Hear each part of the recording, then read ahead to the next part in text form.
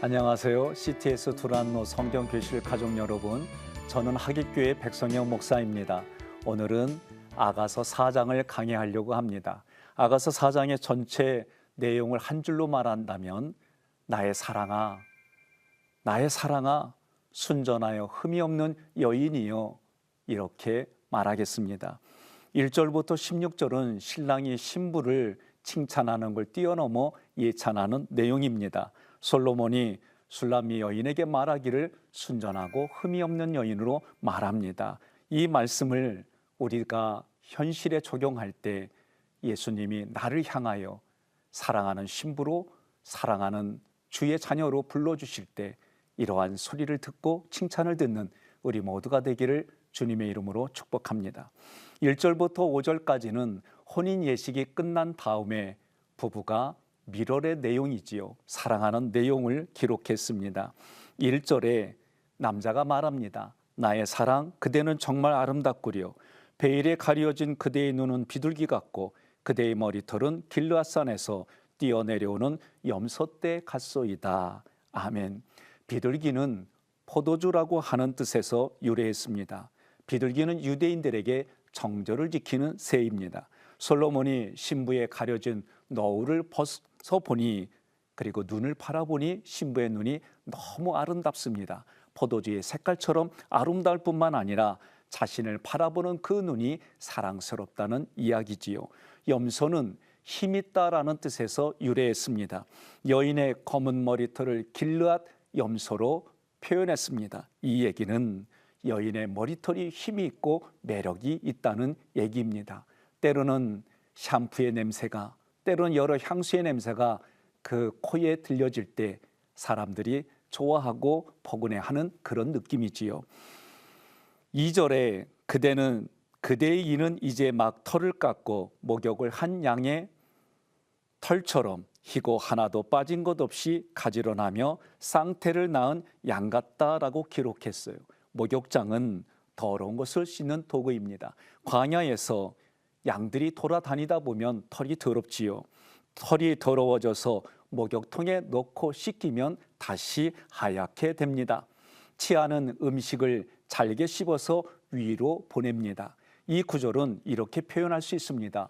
더럽고 추악한 것들만 먹어서 더러워진 치아가 되었는데 이제는 예수 그리스도의 십자가 보혈로 깨끗하게 씻겨지고 복음의 말씀을 잘게 부수어 먹을 수 있다는 거지요. 우리는 하브르타 또는 하가다라는 공부들을 통해 우리가 말씀을 이로 읊조린다라는 것까지 접근할 수 있습니다. 쌍태를 낳는 양으로 표현한 구절은 신부인 우리는 언제든지 치아로 진리의 복음을 먹고 생명을 잉태할 뿐만 아니라 그 생명을 낳아야 한다는 거죠. 예수님이 생명이십니다. 생명이신 예수님이 내 안에 하나님의 말씀의 씨로 내 안에 자리 잡는 거예요. 이것이 나를 통해 다른 이에게 흘러갈 때 출산한다라는 표현으로 대체할 수가 있습니다. 3절에 앵두 같은 그대의 입술은 정말 아름답구려. 베일에 가려진 그대의 뺨은 쪼개놓은 석류 같다라고 그랬어요. 입술은 멸망하다라는 뜻에서 유래했고 앵두는 개역개정에서 홍색실로 표현했습니다. 홍색실은 변한다라는 뜻에서 유래한 거예요. 그러므로 이 구절은 술람미 여인의 언어가 과거에는 망하는 언어, 사람을 판단하고 사람에게 좋지 않은 언어를 했다면 이제는 신랑을 만난 이후부터는 그의 언어가 바뀌었다는 거예요. 신랑이 기뻐하는 말을 한다는 뜻입니다. 성경에서 홍색은 예수 그리스도의 고난과 죽음을 상징합니다. 우리들도 신랑이신 예수 그리스도를 만남으로 우리 안에 언어가 살리는 언어로 바뀌어야 합니다. 살리는 언어가 나오려면 내 안에 감정, 내 안에 생각을 바꿔주는 훈련을 해야만 내 입술의 열매가 살리는 열매로 됩니다. 그래서 예수님께서 요한복음 6장 63절에 내 말이 살리는 영이요 내 말이 생명이다라고 말씀하신 거예요. 내 입은 히브리어 단어로는 미드바르 광야라는 뜻이 쓰였어요. 복종하다는 뜻에서 유래했습니다. 어여쁘다라는 말은 합당하다라는 얘기예요. 이 구절은 술람미 여인이 신부의 자격을 부여받았습니다. 신랑에게 복종합니다. 신랑이 하는 말을 순종합니다. 그러다 보니 자기의 부족한 것이 갖추어져서 언어가 바뀌었다는 얘기예요. 신부가 사람들의 마음을 배려합니다. 그 마음을 고려해서 위로받을 자에게는 위로의 말을, 기뻐할 자에게는 함께 기뻐하는 합당한 언어를 쓴다는 거지요. 한마디로 신랑을 만나서 신부가 바뀌었다는 겁니다. 뺨은 침을 뱉다라는 뜻에서 유래했습니다.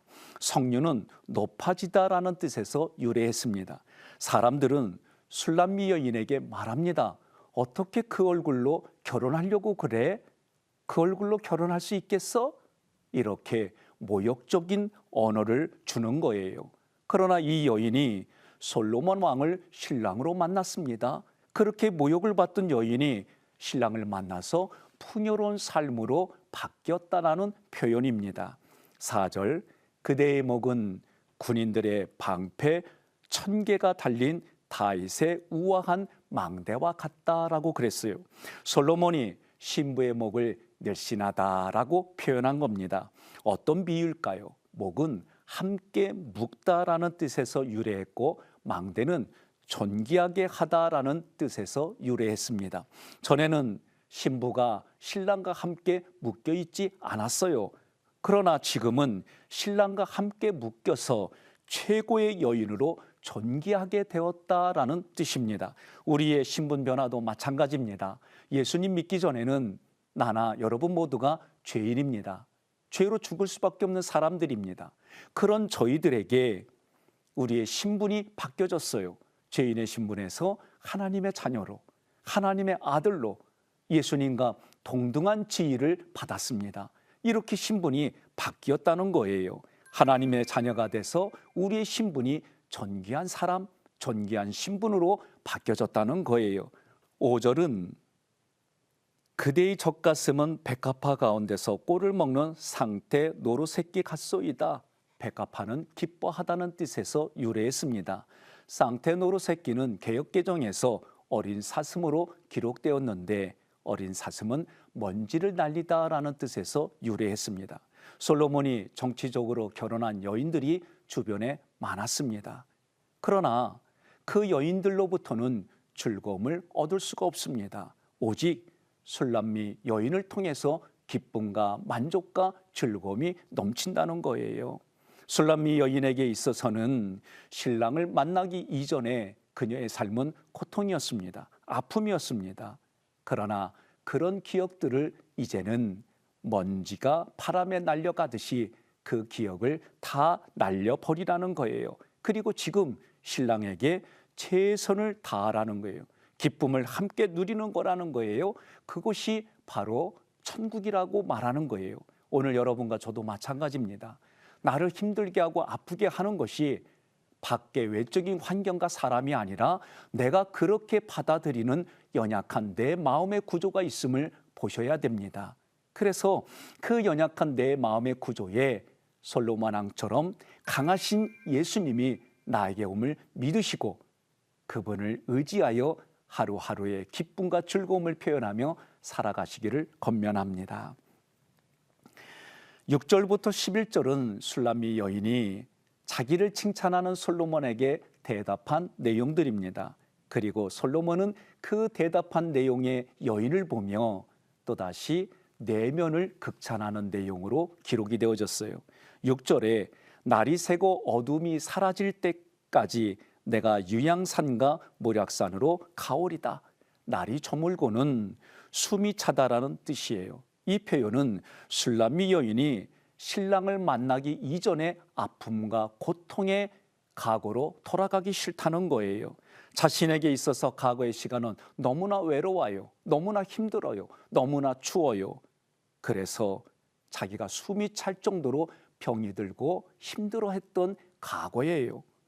그림자가 살아기 전은 역설적인 표현입니다. 현재 신랑 솔로몬과의 삶이 대화가 너무 기쁘다는 거요. 이것을 방해하지 말라는 이야기입니다.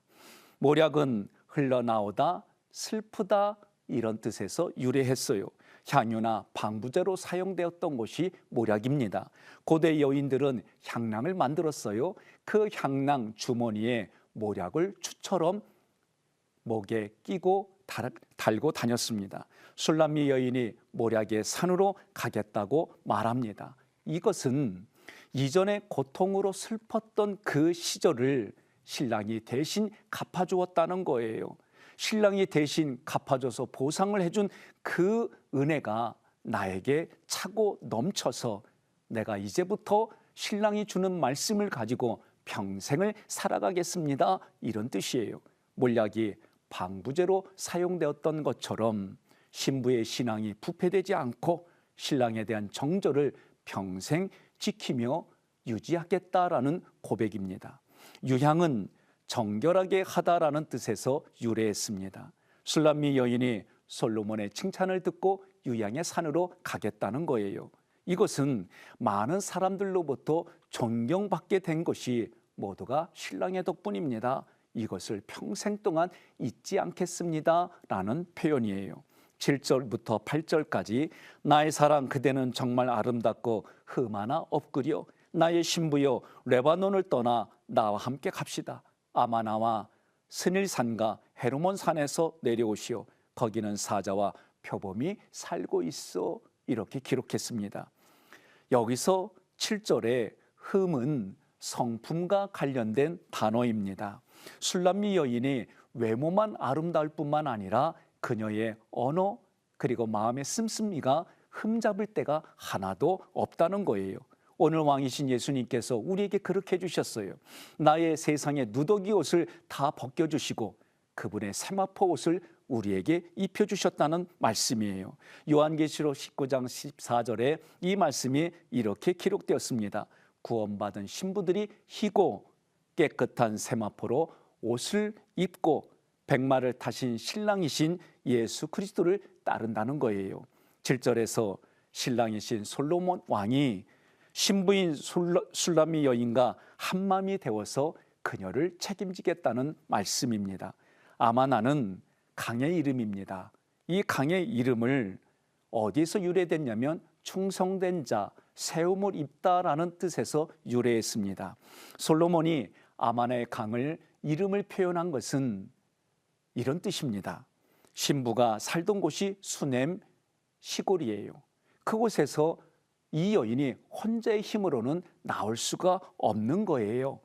신부는 자신의 힘으로 나올 수 없기 때문에 신랑이 자기에게 충직한 자가 되어서 자기를 세워주고 이끌어준다라는 표현인 거예요. 헤르몬은 산맥의 정상입니다. 헌신하다, 구별하여 드리다라는 뜻에서 유래했습니다. 헤르몬과 스닐은 같은 산을 의미합니다.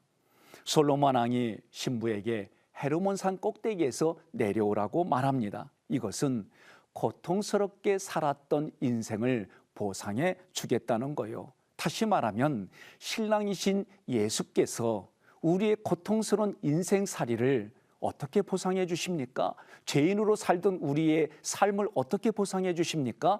예수님이 십자가에서 헤르몬산 정상 십자가에서 못 박혀 돌아가시고 피를 흘림으로 오늘 우리의 삶을 대신하여 보상해 주셨어요. 이것을 이야기하는 거예요. 다시 말하면 우리의 원죄로 인하여 죽을 수밖에 없는 나 대신에 신랑이신 예수님께서 나를 위하여 헌신하셨다. 자신의 몸을 제물로 드리시고 하나님께 봉헌되어졌다. 그 얘기를 말하는 겁니다. 사자는 뜯어먹다라는 뜻에서 유래했습니다. 레바논 산에 사자들이 실제로 많았습니다. 술람미 여인에게 사자굴에서 내려오라는 것은 은유적인 표현입니다.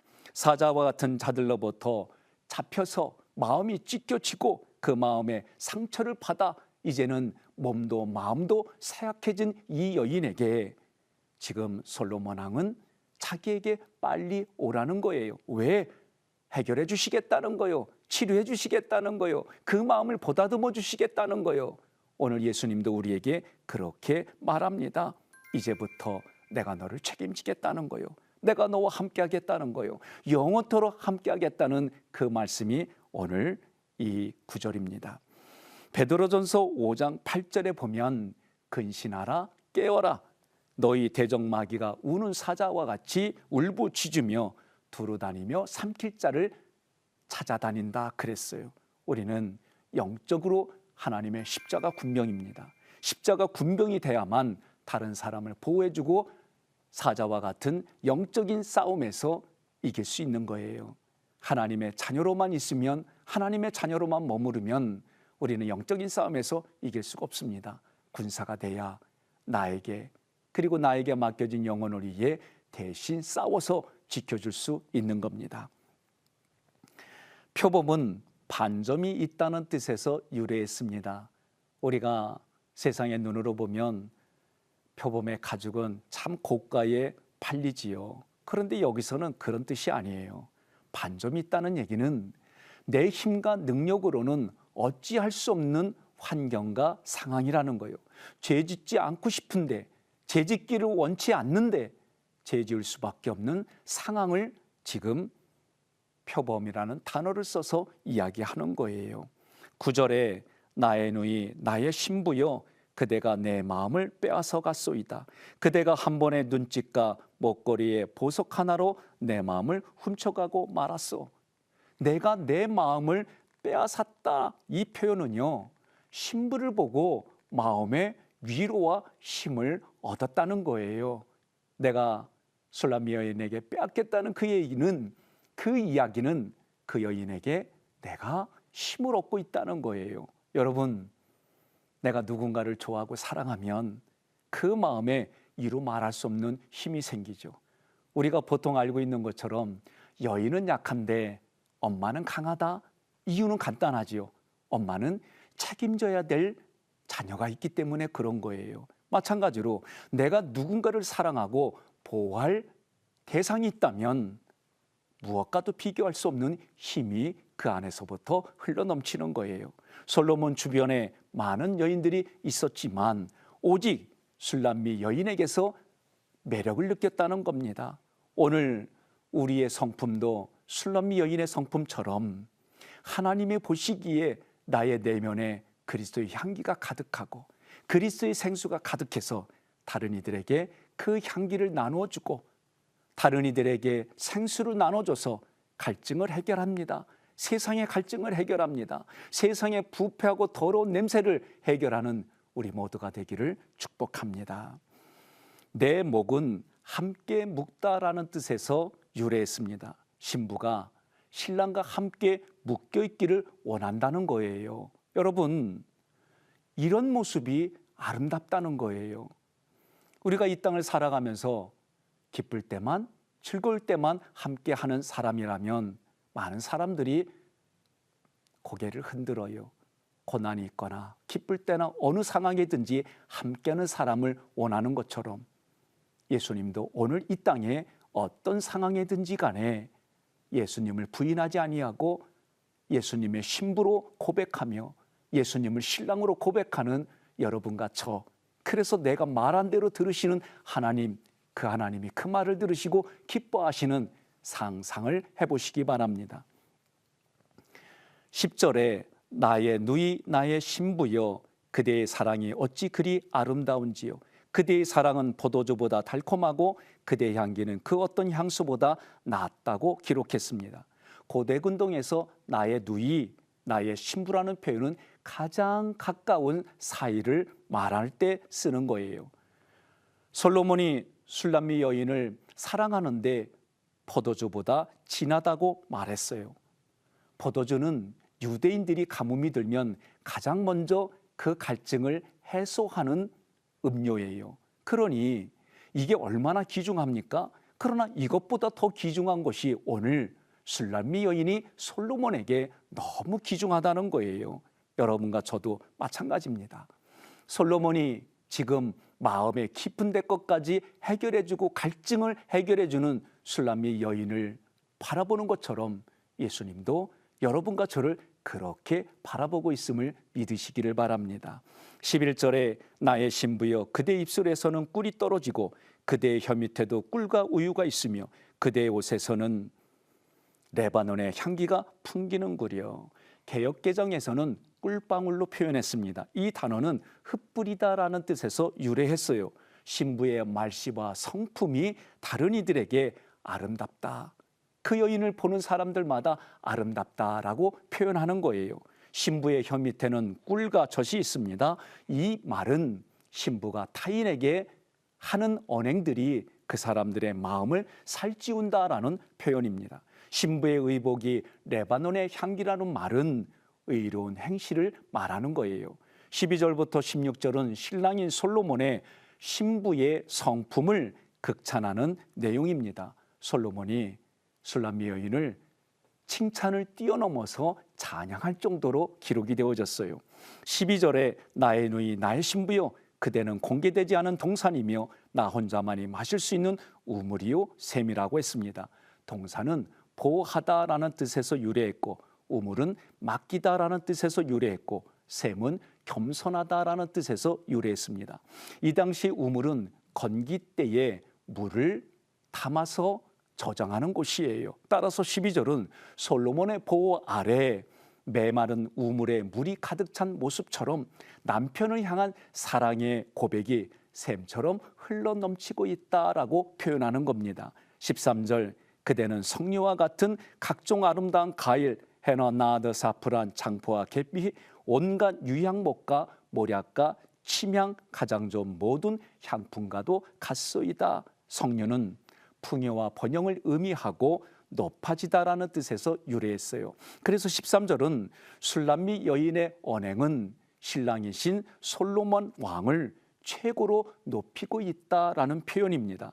이렇게 할 수 있었던 이유가 뭐예요? 모든 것이 다 신랑의 덕분입니다라고 고백을 하는 겁니다. 각종 아름다운 이 단어는 존귀하다라는 뜻에서 유래했습니다. 그래서 14절은 솔로몬이 신부를 볼 때에 존귀한 여인으로 본다는 거예요. 고네라는 성량하다는 뜻에서 유래했고, 그 꽃의 향기가 2km까지 퍼진다고 그래요. 우리는 예수 그리스도를 통하여 속량함을 받았습니다. 따라서 우리는 삶으로 이 사실을 전파할 뿐만 아니라 이 모든 것이 신랑이신 예수 그리스도의 은혜입니다라고 고백하는 거지요. 나드는 해발 3,000m에서 4,000m 히말라야 산맥에서 자라는 식물입니다. 그 뿌리에서 소량의 향유를 얻습니다. 신경 안정제로도 쓰입니다. 값이 매우 비쌉니다. 우리는 그리스도의 향기를 전하는 존귀한 자들이라는 거예요. 번흥화는 비싼 향신료로 매우 비싼 음식에만 사용하는 겁니다. 장포는 측량 갈대라는 뜻이에요. 계수는 계피를 말하는 바 세운다라는 뜻이 있습니다. 침향은 장례로 많이 쓰입니다. 결국 이 모든 것들은 한마디로 말하면 하나님 앞에 쓰임받는 것은 단실 내에 한 번에 쓰이는 것이 아니라 성숙되어지고 오랫동안 갈고 닦아져서 그렇게 쓰인다는 거예요. 15절은 레바논 산은 만년설이기 때문에 항상 물이 마르지 않다는 거예요. 이제 마지막으로 16절에 여자가 말합니다. 북풍아 일어라, 남풍아 오너라, 내 동산에 불어와서 향기를 날려라. 내 님이 자기 동산에 들어가서 제일 좋은 과일을 먹게 해다오. 이 이야기는 내가 풍성해지면 그것이 주님의 은혜이고, 내가 풍성해지면 많은 이들이 내게서 함께 더불어 하나님의 천국을 누리자는 거예요. 여러분, 내 몸이 주님이 거하는 성전입니다. 그 성전에 주님이 거하게 해주셔서 신랑과 신부로 연합되어지고 그 모습이 다른 이들에게는 덕을 베풀고 그 덕이 감동이 되어져서 그리스도의 사랑으로 완성되어지는 우리 모두가 되기를 주님의 이름으로 권면하고 축복합니다. 이제 다음 주에는 5장을 같이 하겠습니다. 감사합니다.